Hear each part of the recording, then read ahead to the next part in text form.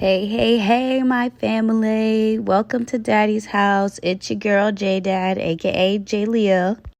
And today I'm talking about my very own testimony of root chakra healing. Now, I have gone through this process a couple of times. Like they say, the healing is never done. There's always something, there's always something to learn. There's always deeper ways to go. So I have done some root chakra balancing already, but this time I got real deep. We've got way down in our unconscious and we dug some stuff up, and I'm feeling pretty good. I think we're on the right track now. And since this is the last week of us talking about root chakra, I figured I'd go ahead and tell you what I've been dealing with. Maybe you can relate, or maybe it'll help. I don't know. We'll see. We'll just see. I'm just telling you. Turns out I was dealing with a very deeply hidden worthiness wound, which came up during this root chakra balancing of mine. Now, it was a little bit of a shock to me because I'm not like unconscious. I do think I'm worthy of all the wonderful things in the world, like it's nothing that would have been just like obvious to me. But it is a worthiness wound that stems from my childhood. I'm definitely what you consider the black sheep. I've always been a little different. And, so I've always been told, the way either I think has been wrong or the way that I do things is wrong. Like I was the one that always needed help, that created a little bit of insecurity for me to go out and trust my own instinct and trust what I'm doing. Like I always feel like I should get, the opinion of others or ask for someone's help. Or now I was one of the ones that had my root chakra issue was connected to a heart chakra issue. That is kind of like a codependency issue a little bit. Check out my previous pick a card reading posted on my page about which root chakra issue is currently affecting you, because when you get into the healing process and you're going to be healing whatever issue is most prevalent to you right now in your current circumstances. Like, what do you most need to work on? I don't really have an issue trusting in the divine. I've seen God do amazing things for me, like, the just unimaginable things. So I trust the divine fully. I have a problem trusting myself fully. I would always, like if I'm asking myself something and trying to use my intuition, I'll have to ask myself like 10 times instead of just taking my answer right off rip. Or like I said, I would come up with an idea, I'll have to ask the opinion of others, see what they think about it, or like,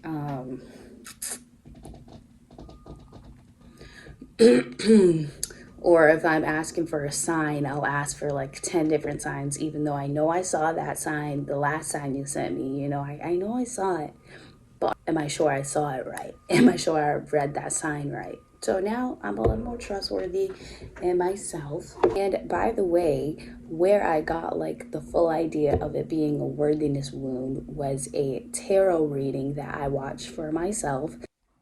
I was watching a general reading, message of the day reading, what you should know right now type reading, and she brought it up and I was like, yeah, ding ding ding, that's me, that's the missing puzzle piece. Then I could delve deeper and deeper and deeper to figure out, what it is. Like why is it that I needed help so much as a child? Why did I think so differently? I've self-diagnosed a few years ago, maybe many years ago. I definitely have ADD, possibly ADHD, but we'll go with ADD because they're saying ADHD is not a thing anymore. And I also have dyslexia.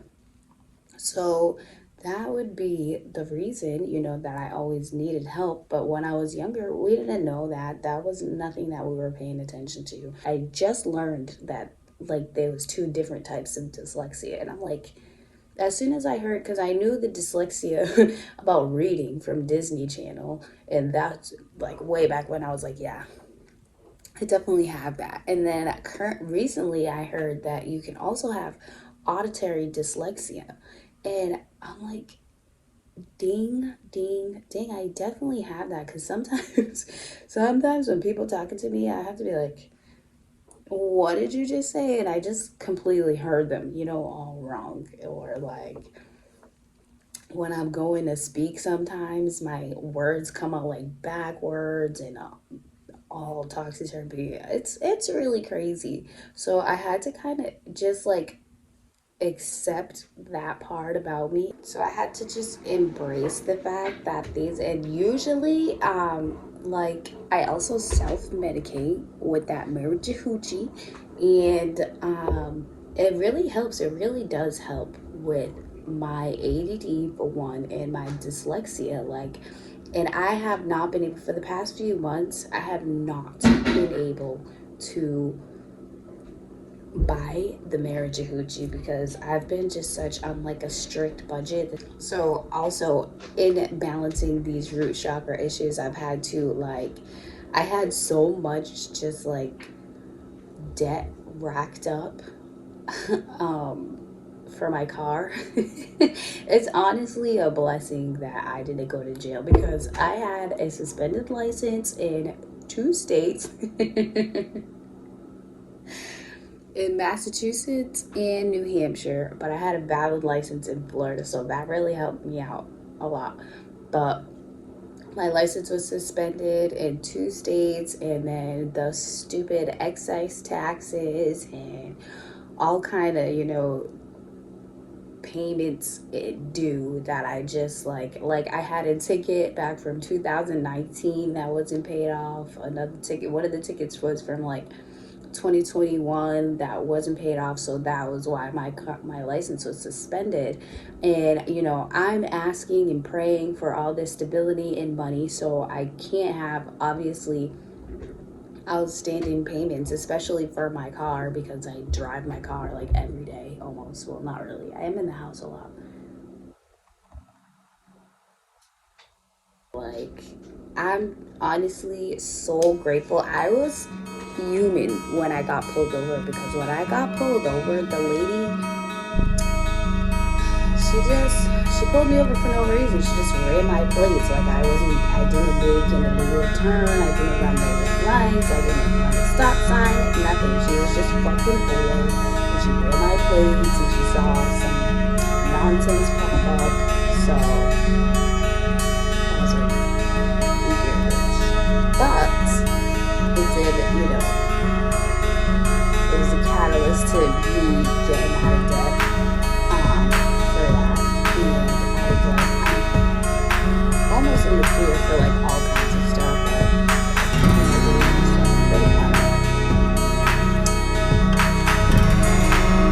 which is very necessary, because I'm asking, to make more money, just like everything else. It's a flow of energy, so you have to have a nice balanced flow of energy. I can have all kinds of debt and grab my arms. It's just not how it works, but I'm spending it appropriately, allocating my funds appropriately, and all that, charity funds.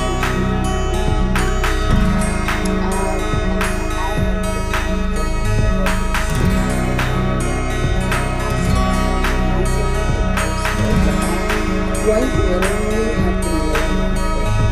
And that has to do with, that's me trusting in the divine. That's also balancing my root chakra, literally living. So with my dyslexia and I not only acquired a ability, but I also acquired a lazy attitude, because I was always told that if I do anything wrong and then I have to redo it. I just kind of I didn't do anything. I could do nothing but shut the fuck up. Leave me alone. That's my attitude. So yeah, I have to come out of these lazy girl attitude and tendencies and habits if I want to obviously be a successful entrepreneur, successful being at all. mostly because of the society we live in. But also, if you're like living off the grid, you can't really do most things, I'm sure. But that also takes a lot of work. You have to do everything yourself, so you can't be really lazy.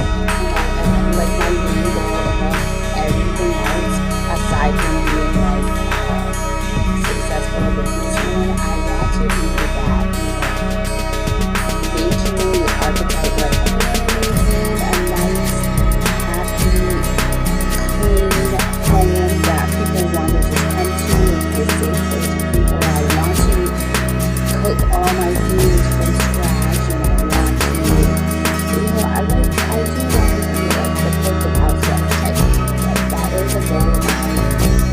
That was a validation, just feminists out there, whatever.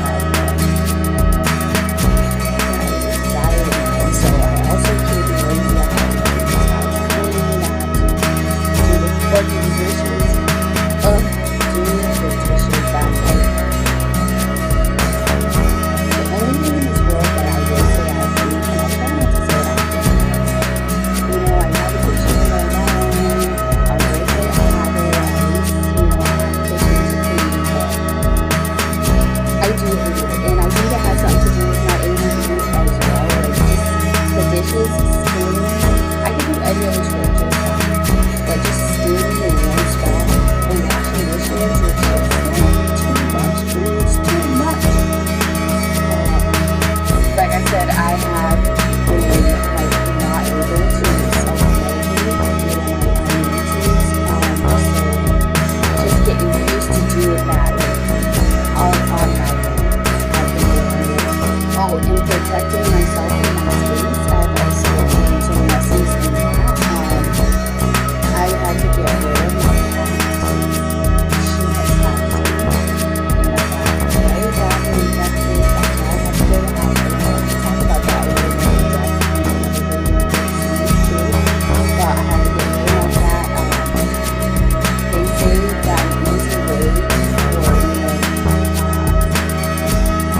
witchcraft and psychiatry is through your energy in the house, and then you'll be for that. And I was saying once that I kind of want to get rid of that cat just because she was kind of a nuisance to me, and she just like it was a lot, like how I broke and having to take I broke and busy having to take care of one other being that was just annoying. But I didn't because Wolfgang loved her so much. That was Wolfgang's cat, so I didn't get rid of her. And then she attacked me. Like, go figure. I had to get rid of her. Like, we don't take disloyalty in this house at all. She had to go.